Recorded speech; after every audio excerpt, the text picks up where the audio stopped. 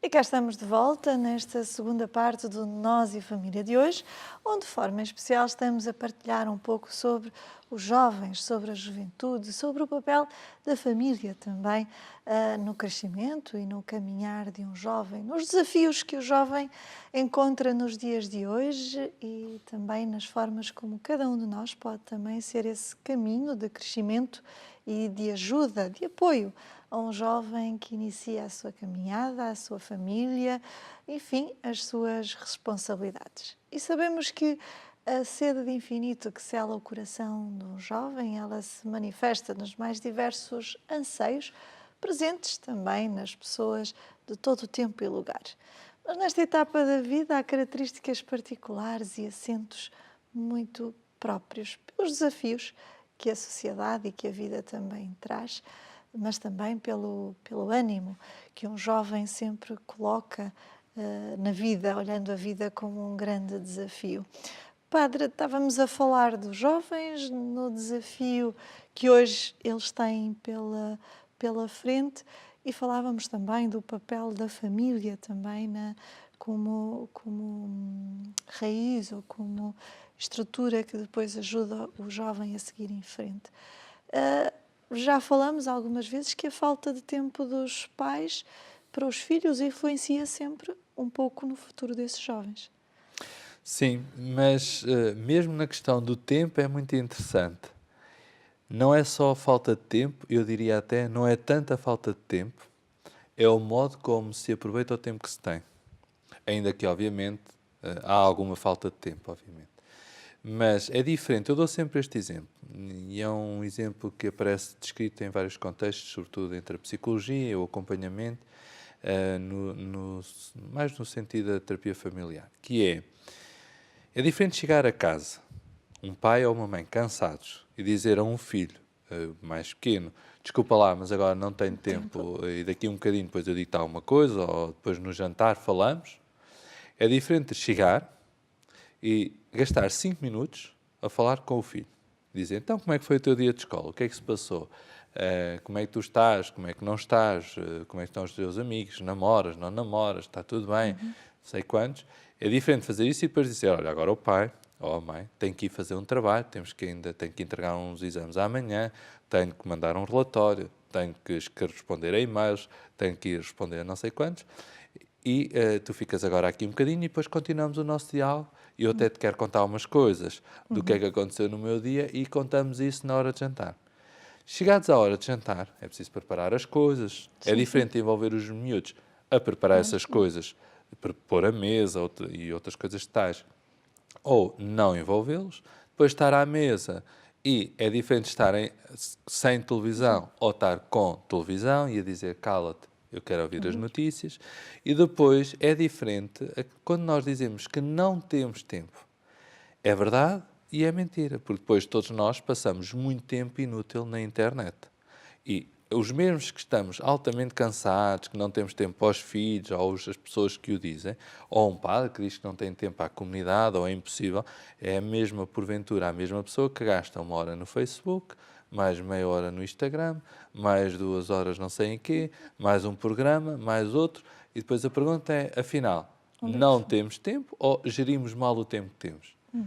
Não é nem preto nem branco estas coisas, mas às vezes é bom desconstruir a ideia também de que os pais têm muitas dificuldades, portanto não têm tempo para educar os filhos.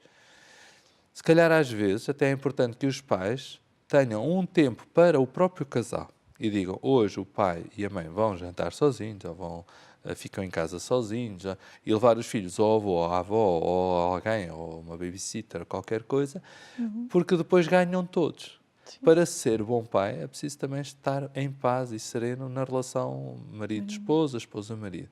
Portanto, às vezes há tanta obsessão com as crianças, temos de estar sempre em sem cima dúvida. delas, eles têm que depois se perde tudo, portanto, nem muito próximo, nem muito distante. Às vezes por isso pode não ser só uma questão de tempo, pode ser num modo como, eu pessoalmente trabalho muito a ideia das expectativas, que expectativas Sim, é sim. que nós damos e criamos e como é que as gerimos. Uma criança que sabe que o pai está a trabalhar e só vem ao fim de semana, não tem nenhuma expectativa de o encontrar durante a Pois, semana. claro. E pode estar muito bem educado, pode estar muito equilibrado na sua relação. Agora, se o pai, quando chega, Dá. lhe der atenção e ele souber que quando vem é para estar com ele. Portanto, é mais as expectativas do que ter tempo todos os dias, às vezes. Isso também acho que às vezes é uma questão das próprias rotinas familiares. O padre falava da questão de se perguntar como é que foi o dia, o que é que aconteceu, o que é que fez. Isso é um diálogo que até quando vamos buscá-los à escola, enquanto voltamos a casa, esse trajeto que às vezes é trânsito e é tempo que se perde, enquanto estamos a tentar chegar a casa, que já se vai podendo aí haver esse diálogo. O que é que aconteceu, o que é que houve. E isso vai criando também uma certa rotina, porque eu vejo pelos meus mais pequenos, assim que entram no carro, já começam: "Oh, mamãe, sabes o que é que me aconteceu hoje?" Nem esperam que eu pergunte. Claro. Eles já sabem que aquele bocadinho vão-me poder contar as peripécias do que aconteceu. E eu ainda juntava um aspecto a mais a isso, que é, há muitas famílias que rezam com os filhos no Sim, sim. percurso para a escola ou Ou agradecem no regresso, no mas sobretudo regresso. quando vão para a Para a escola de manhã. escola, sim. Portanto, é muito interessante e há muitas crianças, pelo menos os casais que acompanham, que eles dizem, quando nós entramos no carro, o mais novo diz, então vamos rezar, vamos agradecer ao Jesus.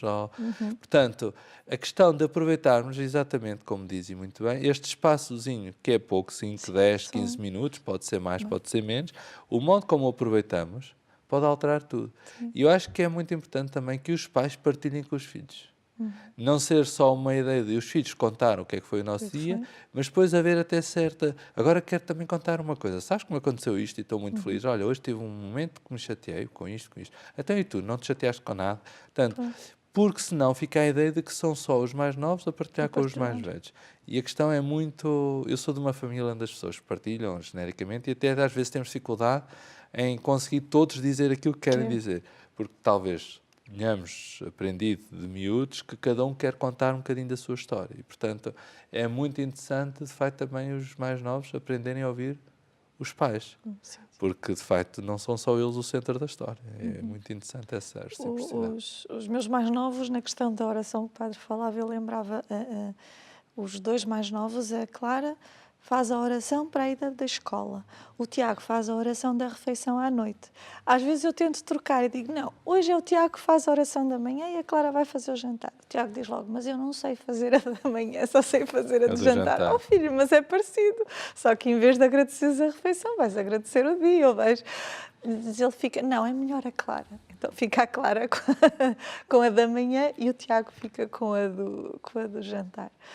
Padre, hoje estamos também numa sociedade que nos leva sempre, ou nos exige, ou nos obriga a sermos os melhores. Isso é saudável? Isso é muito perverso. Sermos os melhores. Nós devemos viver a procurar dar o nosso melhor. Isso sim. Nós devemos incentivar, não à preguiça, não ao nivelar por baixo, claro que não. E é muito interessante ver as famílias e os pais, pai e mãe, que conseguem fazer com que os mais novos, os filhos, possam crescer dando o seu melhor, o melhor de si mesmo. E o melhor de si mesmo é melhor do que aquilo que nós conseguimos todos os dias. Isso sim. Já é perverso pôr nas cabeças dos mais novos e muitas vezes desejar que eles sejam o melhor da turma, o melhor... Muitas vezes o pai ou a mãe pergunta, então que nota é que tu tiveste? Imagine, 0 a 20, 16. 16. Então e a Antonieta, a filha da Maria João e do Zé Carlos? Teve 18. Até tu tiveste só 16. Então, mas não andas a estudar? O que é que se passa? Não sei. Funcionamos por comparação. Muitos destes pais que exigem aos filhos 18 e 19 tiveram eles 12, 11, alguns chumbaram. Mas então, projetamos de uma maneira absolutamente, acho, destruidora, uma pressão para que os filhos sejam aquilo outro, aquilo que os pais muitas vezes não conseguiram. Vivemos dessa frustração, os pais vivem dessa frustração, projetam como expectativa nos filhos e os filhos vivem obcecados com esses objetivos e são altamente comparados. Portanto, essa ideia do melhor é muito perversa, é perversa em todas as linhas, desde psicológica, afetiva, até evangélica, portanto, em termos de evangelho, portanto, ela é perversa em todos os lados. Ninguém tem que ser o melhor. Em termos cristãos, só um é a referência, pronto, para nós Cristo. Mas em termos da vida, ninguém tem que ser o melhor. O melhor nem sempre foram os melhores. Ou seja, o melhor daquela turma às vezes vai ser a pessoa com daqui a uns anos com mais depressões, mais frustrada, mais incapaz de relação sociológica, menos interação na sociedade. Há muitas pessoas que se foram depois os génios, mesmo os génios em termos teóricos, Einstein e outros, para dar esse exemplo, que teve negativa à matemática. Portanto, mas houve alguns que foram depois os génios de uma área e que foram alunos medianos. Portanto, é muito interessante não trabalhar para o melhor. É muito mais interessante e muito mais correto trabalhar para dar o nosso melhor. Isso sim. E acho que é bom desafiar cada um dos jovens a dar o melhor de si mesmo, a não se acomodar àquilo que já é ou àquilo que é capaz, a ser radical, que é isso também que os caracteriza. São capazes de saltar 2 metros, comecem a treinar aos 3 metros. Se nadam 2 horas, treinem mais um bocadinho. Portanto, sempre, se isso for útil e se os ajudar, se os isola, se os torna egocêntricos, se eles ficam a pensar que de facto os outros estão todos abaixo deles, são pessoas mais tarde muito frustradas, são pessoas que depois estão-se sempre a comparar. E os jovens que se comparam, tendencialmente, não vão ter um futuro muito risonho a esse nível, porque vão viver dessa comparação. Quando são os melhores, acham que são mesmo os melhores, então os outros não servem nada, são burros, não sabem nada. Quando são piores, a tendência para frustração, suicídio, por exemplo, a não aceitação, depressões, ameaças de, sei lá, alguns que depois acabam por ser internados em hospitais com pequenos ameaças de suicídio, outras coisas assim, decorre exatamente dessa pressão que os pais lhes colocaram, que a sociedade lhes colocou e que eles cederam. O futuro vai ser bom nisso, porque essa geração dos melhores vai morrer depressa, no sentido... Nesse aspecto, eu acho que essa geração está a dar os últimos... Não digo os últimos... Folgos. Porque eu acho que as pessoas já são mais inteligentes. A precariedade, a mobilidade, se tem alguma vantagem, é para desvalorizar essa ideia dos melhores. Claro que nas empresas, muitas vezes é feita a apologia do o melhor, o mais exigente... Mas as pessoas mais sábias percebem rapidamente que aquilo não leva a lado nenhum. E os próprios rapidamente percebem que aquilo não os constrói, antes o destruiu. Destrói a família, desde logo. Destrói os próprios, depois destrói as famílias, depois destrói... Acaba, paulatinamente, eles vão sentindo que, de facto, não é tão interessante quanto isso. Mas isso ainda continua nas estruturas empresariais e na sociedade em geral, é a trabalhar para o melhor. Mas tudo o que seja comparação é perverso. Nesse caminho de darmos o nosso melhor, onde é que fica a fé? Está toda lá dentro. Está toda lá, não Ou é? seja, onde é que fica a fé? O nosso melhor, para quem é crente, o nosso melhor não é possível sem Deus. Ou seja, se nós fomos, a base é muito simples, se nós fomos criados à imagem e semelhança de Deus, trazemos dentro a dimensão humana e divina. A eternidade, o desejo que há pouco falava, o desejo de algo mais profundo, uma sede de eternidade, uma sede de plenitude, vivência plena, que até caracteriza muito os jovens, que é muito próxima dessa fase dos jovens. Então, se nós trazemos dentro essa densidade, Deus está aí. Deus está aí, portanto, é Deus que nos faz dar o melhor de nós mesmos e é Ele a referência desse dar do melhor de nós mesmos. Ou seja, a fé é exatamente essa capacidade de darmos, ajuda-nos profundamente a dar o melhor de nós mesmos. E é muito interessante que pessoas com fé possam ter mais capacidade, às vezes, do que outros nesse dar o melhor de si. Às vezes eu penso assim, o que é que a fé traz à minha vida? Pode não me dar coisas diferentes dos outros, mas dá-me pelo menos uma característica, pelo menos eu pessoalmente, a característica da persistência. Não desistir à primeira, quando corre mal, não cair e ir embora, não abandonar o barco. Esta ideia de que Deus nos ajuda, que não nos abandona, de que está connosco, essa ideia de permanência, de ficar, de resiliência, de resistência, no meu caso, decorre muito da fé. E dentro disso há uma outra ideia que é viver cada coisa com entusiasmo. Também decorre muito da fé. Isto é, eu, como todas as pessoas, tenho características positivas e características negativas. Tenho mais capacidades de umas coisas e menos capacidades de outras coisas. E, portanto, a fé o que o faz é ser mais persistente, no meu caso, e faz-me viver com mais alegria cada momento. E com mais esperança cada acontecimento. Outros poderão ter outra experiência, mas no meu caso é a experiência mais concreta que vou fazendo. Padre, e até quando se faz um discernimento de uma vocação, tem ela uma ligação com o ser profissional ou a prática profissional da pessoa, o facto de se ter feito esse discernimento de que Deus me colocou ali, me levou até ali para realizar aquela missão, também nos leva a ter essa persistência. Se Deus me trouxe até aqui, é porque me vai mostrar a saída, ou o caminho, Sim. ou a luz no meio disto tudo, não é? Sim, e pelo menos, se não mostrar a luz, pelo menos não me abandona nesta escuridão. Sim, ao O que menos já é uma alguma, luz. alguma coisa me vai mostrar, É uma não é? luz. É muito interessante, por exemplo, quando olhamos para uma família, quando olhamos para uma família jovem, em que medida é que a fé pode fazer a diferença? Haverá muitas respostas. Um dos aspectos é exatamente essa capacidade de permanecer, de não desistir do outro. Não porque não tenha corrido mal como correu a todos os outros casais. Correu com coisas muito boas e correram coisas muito más. Coisas que nunca se imaginaram pela positiva e coisas que nunca se imaginaram pela negativa. Agora, uma pessoa que acredita e que faz um discernimento vocacional mesmo para o casamento, ou que sente que aquela é a sua vocação, diz, mas foi este que o Senhor me colocou no caminho. Aquela mulher ou aquele homem. São estes os filhos que Deus me colocou no caminho.